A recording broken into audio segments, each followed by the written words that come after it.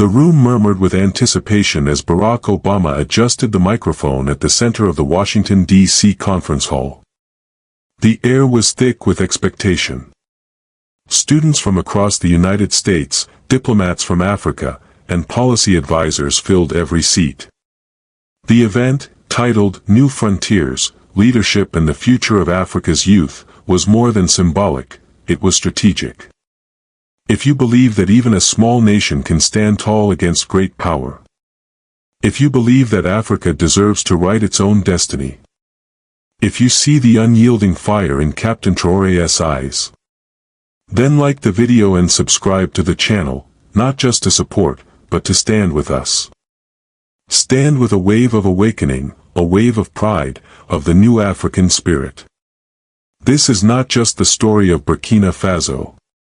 This is a call to all who still believe in justice, freedom, and honor. Together, we won't just witness history, we will write it. Obama, still graceful and deliberate in his cadence, began with a quiet confidence. He spoke of courage, of vision, of the leaders who rise by challenging the systems that raised them. Though he never mentioned names, the meaning rang clear. His words echoed across continents, landing with unspoken weight on the figure whose name now stirred headlines worldwide, Ibrahim Traoré, interim president of Burkina Faso.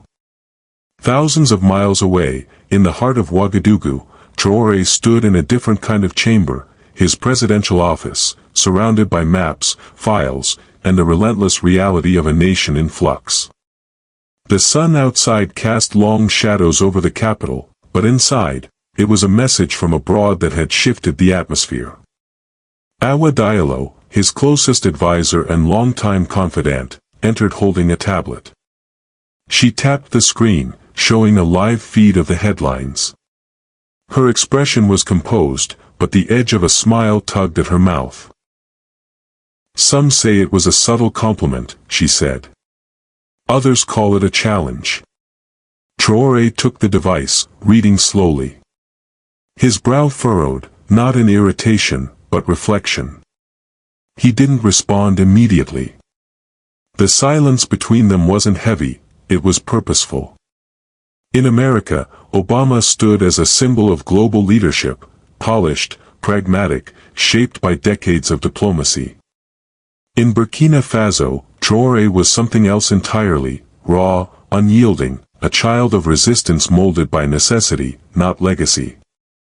They belonged to different worlds. But something in Obama's tone, and in Traoré's stillness, suggested an invisible thread, generational, ideological, perhaps even personal. Across the Atlantic, in the back of the Washington Hall, a young journalist scribbled in a notebook. Marcus Johnson, the son of African immigrants, had spent the last 3 years reporting from West Africa. When Obama alluded to Traoré, Marcus felt the spark of a larger story, a crossroads of ideals, ambition, and legacy. When Obama paused, just before closing, the moment lingered.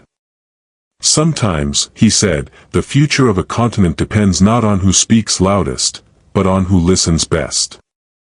Back in Ouagadougou, Traoré stood at the window. The city pulsed beneath him, vendors shouting, engines revving, children laughing somewhere below.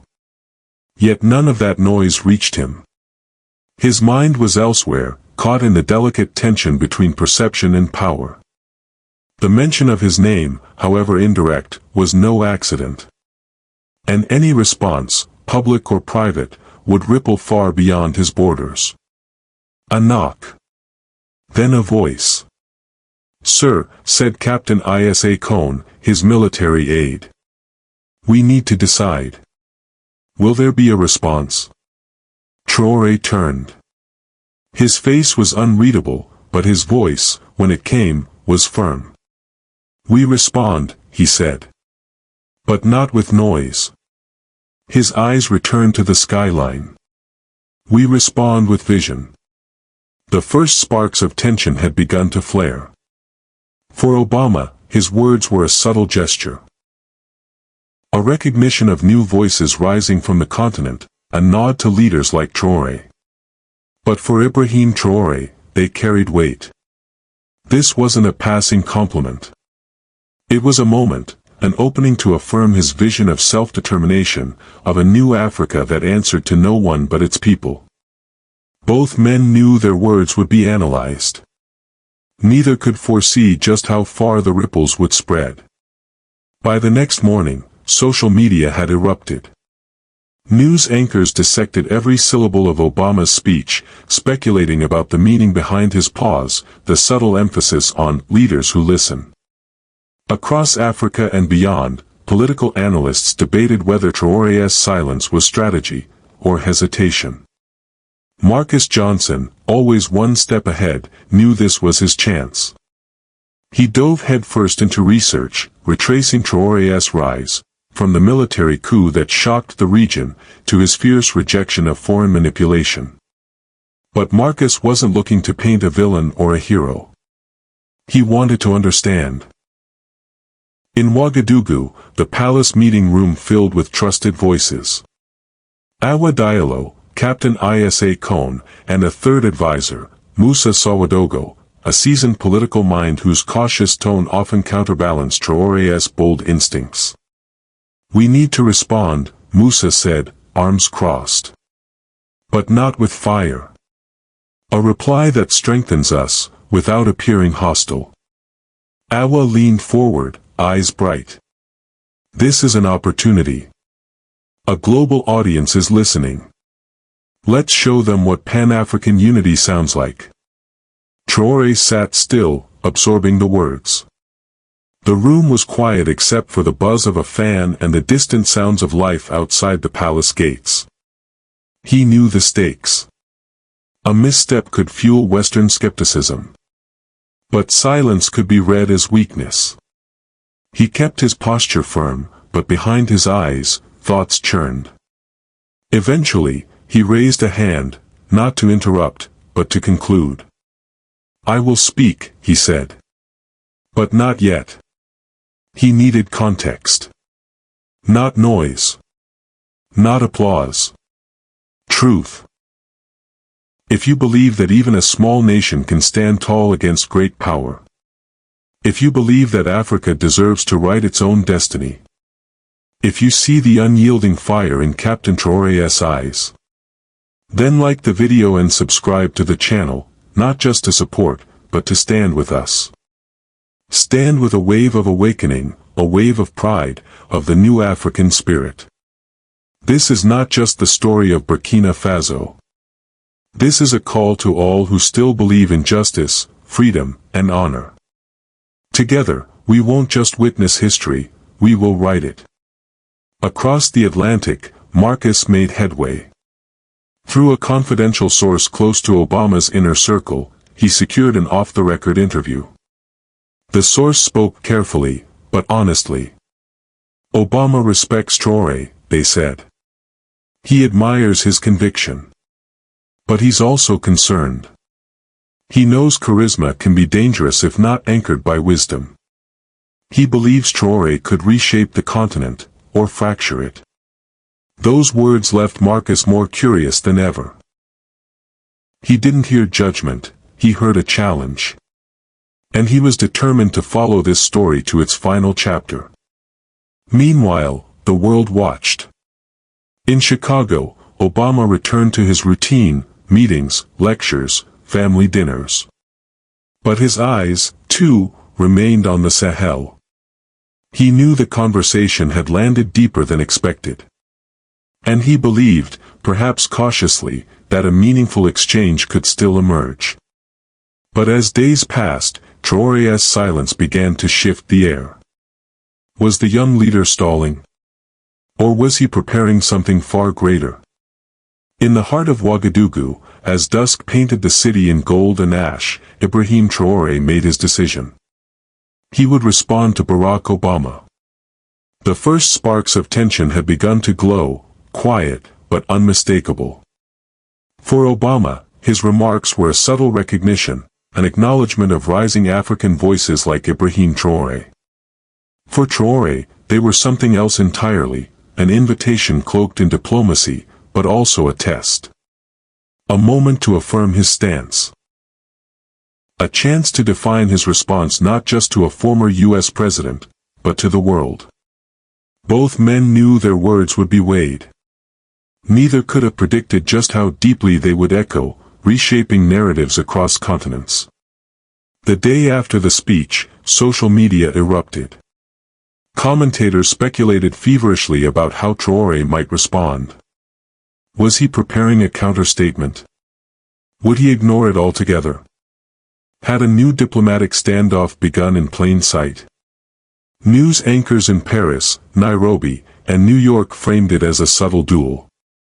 Political analysts parsed Obama's phrasing. Traore's silence became its own form of suspense. Marcus Johnson, sharp-eyed and restless, sensed the gravity of what was unfolding. He dove deep, tracing Traore's path from the bold coup that thrust him into power to his uncompromising rhetoric against neocolonialism. The story wasn't just political. It was generational. Meanwhile, in Ouagadougou, Traore gathered his most trusted circle. Awa Diallo sat poised as always. Captain Cone stood alert at the edge of the room. Joining them was Musa Sawadogo, an elder statesman known for his careful restraint and deep understanding of international optics. "We need to respond," Musa said, arms folded. "But with purpose. With power, but not with pride." Awa leaned forward. "This is more than just words. It's a moment. A global spotlight we didn't ask for, but one we can use." She spoke of Pan-Africanism. Of solidarity. Of sending a message that went beyond Burkina Faso.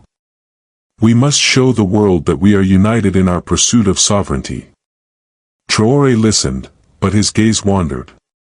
Not out of disinterest, but calculation. He understood the stakes. A misstep could alienate allies. But silence might appear as submission. His demeanor was composed, but in his eyes swirled the weight of strategy and history. He said little. Then, finally, he spoke. "There will be a response. But not today." He wanted clarity, not clamor. He needed to see the board, not just the next move. At that same hour, across the ocean, Marcus Johnson tracked down a source close to Obama. In an off-the-record conversation, the former president's confidant spoke candidly. "Obama's admiration is real," the source admitted. "But so is his concern. He sees Traore as a force of nature, but even a force can turn destructive if it lacks direction.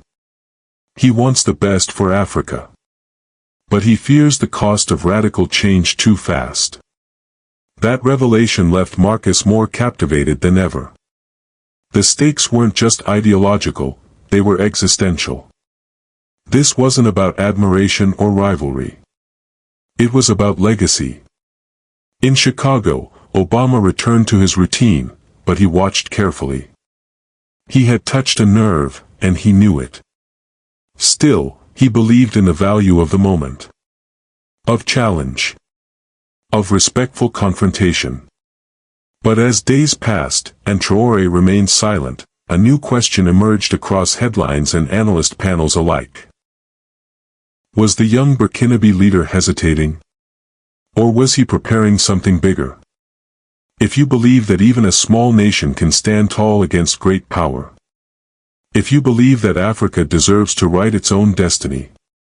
If you see the unyielding fire in Captain Traore's eyes. Then like the video and subscribe to the channel, not just to support, but to stand with us. Stand with a wave of awakening, a wave of pride, of the new African spirit. This is not just the story of Burkina Faso. This is a call to all who still believe in justice, freedom, and honor. Together, we won't just witness history, we will write it. And then, just as the world leaned in to listen, Ibrahim Traoré, standing alone beneath the vast Sahelian sky, made his decision. He called in Awa Diallo. "I need a speech," Traoré said, pacing slowly across the presidential office. One that speaks for the future, not just of Burkina Faso, but of Africa itself. We must be firm, he continued, his voice steady, but respectful. Awa nodded, already understanding the weight of the moment. This would not just shape how the world saw Ibrahim Traoré, it would cement his standing at home, where the wounds of change were still raw, and the loyalty of the people still building. In Washington, Marcus Johnson was still chasing the heart of the story. He interviewed African policy experts, dissected Obama's older speeches, and uncovered a pattern, a consistent, if cautious, support for African self-determination. But there was something different in that recent comment. Something more intimate. Marcus couldn't shake the feeling that Obama's words carried a reflection, perhaps even a projection, of his younger self. Was he watching Traoré not just as a foreign leader, but as a man revisiting the fire he once carried in his own bones? Back in Ouagadougou, Captain Isa Kone raised a cautionary flag. "Sir," he said with concern, "any misstep, any misinterpreted phrase, can be used against us. Internally and abroad." Traoré gave a quiet nod. He understood the risks. But the time for silence had passed. This was no longer just a media cycle, it was a turning point. He didn't want to speak defensively. He wanted to lead. To show the world that Burkina Faso wasn't a troubled nation begging for aid, but a sovereign people with a purpose, and a dream. Moussa Sawadogo, ever the strategist, suggested that Traoré invoke the spirit of Pan-Africanism. "Speak for the continent," he said. "Remind them we are not isolated. We are one." In the background, his communications team worked late into the night. Drafts came and went. Phrases debated, paragraphs cut and restructured. It was Awa who brought the soul. "What if you opened with a quote from Sankara?" she offered. "Bring the roots into the present." Traoré paused, then smiled faintly. "Of course. Sankara, icon of resistance, voice of dignity, martyr of sovereignty. His words would not just honor the past. They would ground the speech in legacy. In truth. Meanwhile, Obama watched from afar. From his home in Chicago, he observed every update with quiet intensity. "He's playing the long game," he remarked to a close friend over coffee. That silence wasn't hesitation. It was design. As he spoke, he couldn't help but reflect on his own rise, how, years ago, he too had challenged power structures, had balanced the impossible weight of progress and perception. Now, he saw the same reckoning in Traoré's hands. Despite generational and geopolitical differences, there was something undeniably human between them, a respect rooted not in agreement, but in recognition. As the day of the speech approached, global anticipation surged. News networks dispatched crews. Commentators debated potential lines. Journalists flew into Ouagadougou. Among them, Marcus Johnson arrived, credential around his neck, notebook in hand, camera crew trailing behind. He knew what was coming was more than a speech. It would be a moment. A reckoning. A chapter. The sun blazed above Independence Square. Thousands gathered, their eyes locked on the modest platform at the center of the plaza. Security stood at the edges. Flags fluttered in the Sahel wind. And then, Ibrahim Traoré emerged. Dressed in a plain military uniform, no medals, no spectacle. Only cloth and conviction. He stepped to the microphone. The world held its breath. The silence was electric as Ibrahim Traoré adjusted the microphone. "If you believe that even a small nation can stand tall against great power. If you believe that Africa deserves to write its own destiny. If you see the unyielding fire in Captain Traoré's eyes. Then like the video and subscribe to the channel, not just to support, but to stand with us. Stand with a wave of awakening, a wave of pride, of the new African spirit. This is not just the story of Burkina Faso. This is a call to all who still believe in justice, freedom, and honor. Together, we won't just witness history, we will write it.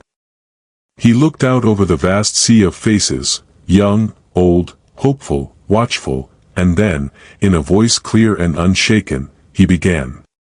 Freedom is not a gift to be given. It is a right to be claimed.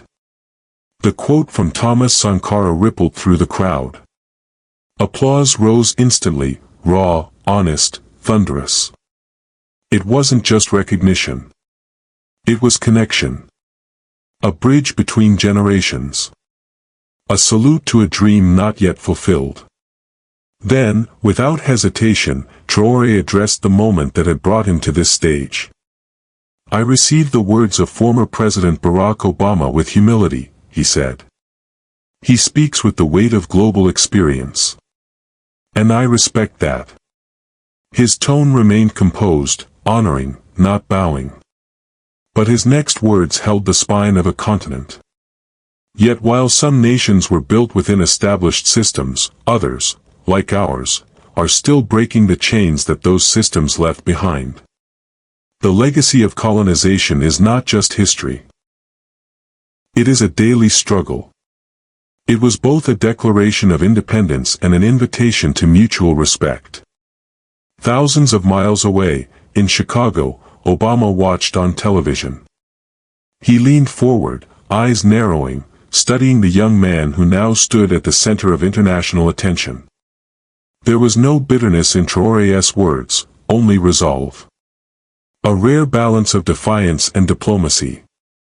He's not just responding, Obama murmured to a friend beside him. He's reframing the conversation. And he was. With each sentence, Traore expanded the moment, turning a passing reference into a platform for something much larger, the right of African nations to redefine their place in the world. Marcus Johnson stood among the crowd, notebook forgotten in his hand. He wasn't reporting now, he was witnessing. The energy was undeniable. Young people listened not with politeness, but with purpose. Traore wasn't just their president. He was their symbol. As the cameras rolled, the speech was broadcast across the globe. International journalists translated his words in real time. Within hours, social media lit up with hashtags, hashtag New African Leadership, hashtag The Future Speaks Now, hashtag Burkina Rises.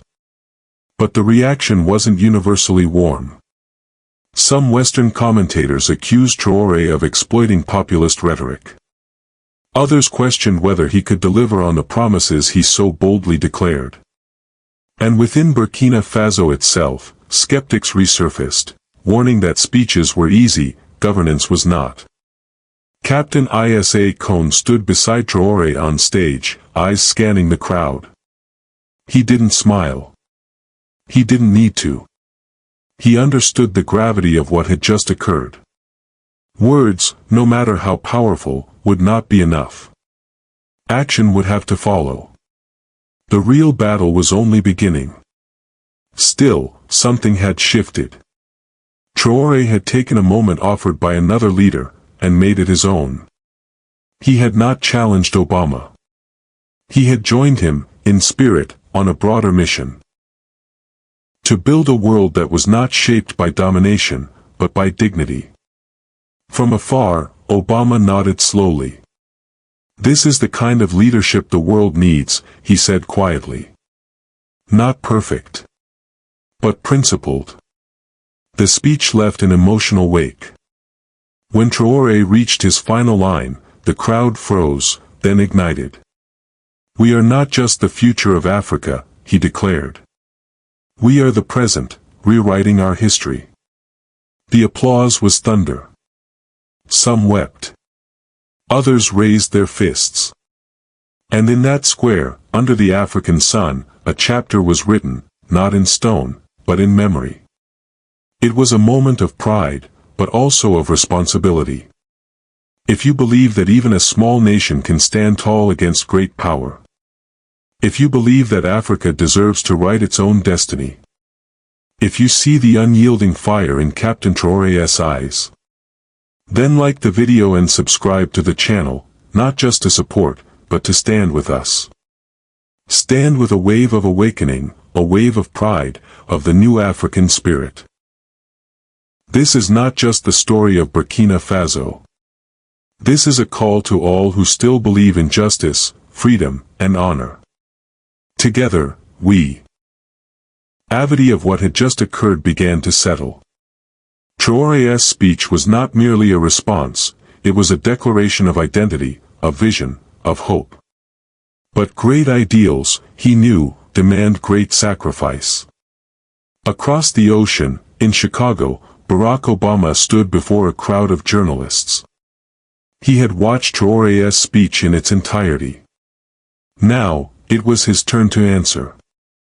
I was deeply inspired by the words of Interim President Ibrahim Traoré, he said. He responded to my remarks not with pride, but with purpose. He reminded us all that leadership is not about dominance, but about dignity. About the courage to stand for one's people with clarity and heart. The statement was picked up instantly. Global headlines carried it, social media translated it into every language, and analysts praised the exchange as a historic milestone, not just between two men, but between two generations of leadership. In Ouagadougou, Traoré received the message with a quiet nod. Then, he summoned his team. This is just the beginning, he said, eyes fixed on Awa Diallo and Captain Cone. Around them, the weight of history pulsed like air before a storm. We must turn these words into action. Moussa Sawadogo, always the strategist, spoke up. Let's strengthen our alliances.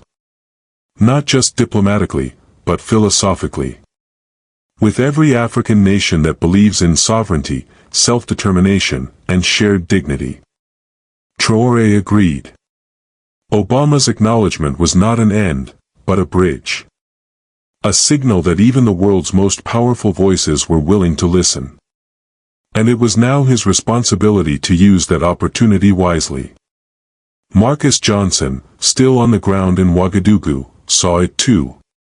He had covered protests and summits, coups and collapses, but something here felt different.